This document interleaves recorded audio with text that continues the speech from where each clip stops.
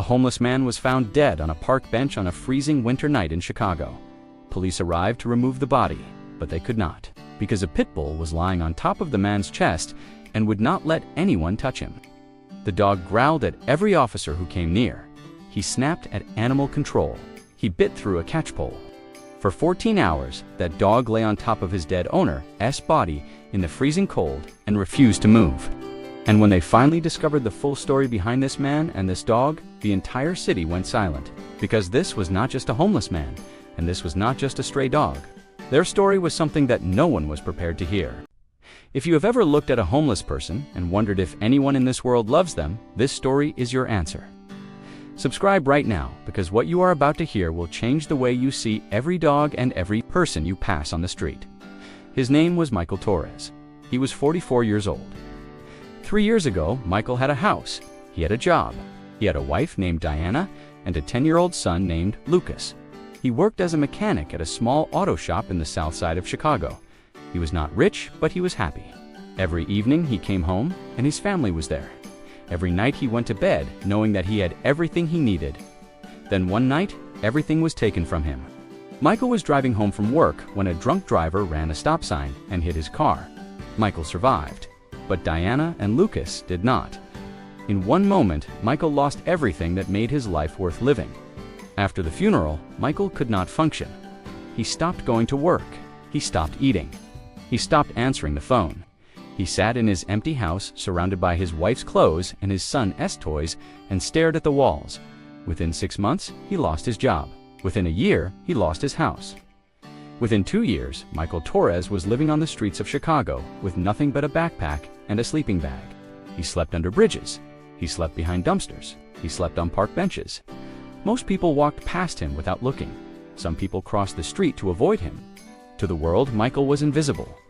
But one night in November, something happened that gave Michael a reason to keep going. He was sleeping behind a grocery store when he heard a sound, a whimper.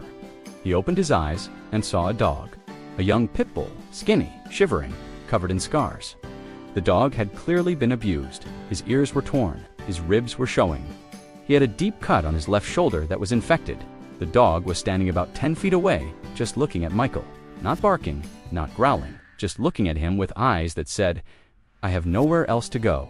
Michael recognized that look because he saw it every time he looked in the mirror. He reached into his backpack and pulled out the only food he had. Half a sandwich. He tore it in two and tossed one half toward the dog. The dog sniffed it, ate it slowly, then looked at Michael again. Michael tossed the other half. "I know how you feel, buddy. The world gave up on you too, huh?" The dog ate the second piece. Then he did something that changed Michael's life. He walked over and lay down beside Michael, close enough to touch. That night, two broken souls slept beside each other for the first time, and neither one of them was alone anymore. Michael named him Rocky. Over the next few weeks, Rocky never left Michael's side. Not for 1 second. They walked together. They ate together. They slept together. Whatever food Michael found, he always split it in half. Rocky got his share first. Always. Michael would go hungry before he let Rocky go hungry. A woman at a local shelter noticed Michael bringing Rocky in for food. She said, "You can stay here tonight. We have beds available." Michael said, "Do you allow dogs?" She said, "No, I am sorry." Michael said, "Then I will sleep outside." Every single time someone offered Michael help, he asked the same question, "Can my dog come?" The answer was almost always no, and every single time, Michael chose Rocky. A local veterinarian named Dr. Sarah Kim heard about Michael and Rocky from the shelter worker. She found Michael in the park and offered to treat Rocky's wounds for free. She cleaned the infected cut on his shoulder. She gave him vaccines. She gave him medicine. When she was done, she looked at Michael and said, "You really love this dog, don't you?" Michael said, "This dog saved my life. I lost my wife and my son 3 years ago. I had nothing left. I wanted to disappear. Then Rocky showed up and gave me a reason to wake up every morning. He is the only reason I am still here." Dr. Kim went home that night and cried. She started bringing food for both Michael and Rocky every week. She was one of the only people in the city who saw Michael as a human being and not just a problem on the sidewalk. For 2 years, Michael and Rocky survived together on the streets of Chicago. Through summers and winters, through rainstorms and snowstorms, they had each other, and that was enough. But on the night of February 8th, the coldest night of the year, everything ended. The temperature dropped to -11 degrees. Michael found a bench in Lincoln Park. He wrapped himself in his sleeping bag. Rocky climbed onto his chest like he did every night. Michael put his arms around Rocky and held him close. He whispered, "You keep me warm, buddy. You always keep me warm." Those were the last words Michael Torres ever spoke.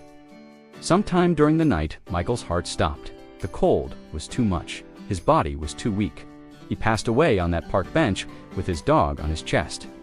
When the sun came up, a jogger noticed them and called 911. Police arrived at 7:15 a.m., but when they tried to approach the bench, Rocky raised his head and growled. He was not going to let anyone touch Michael. Officer after officer tried to get close. Rocky snapped at every one of them. Animal control arrived with a catch pole. Rocky bit through it.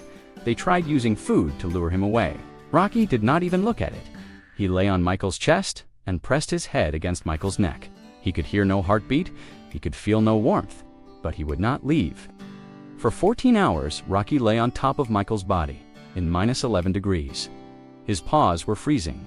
His body was shaking, but he did not move. A crowd gathered. News cameras arrived. The whole city was watching. Finally, Dr. Sarah Kim heard about what was happening. She rushed to the park. She walked slowly toward the bench. Rocky saw her, and his tail moved, just barely. She was the only human besides Michael that Rocky trusted. She knelt down beside the bench and put her hand on Rocky's head. She was crying.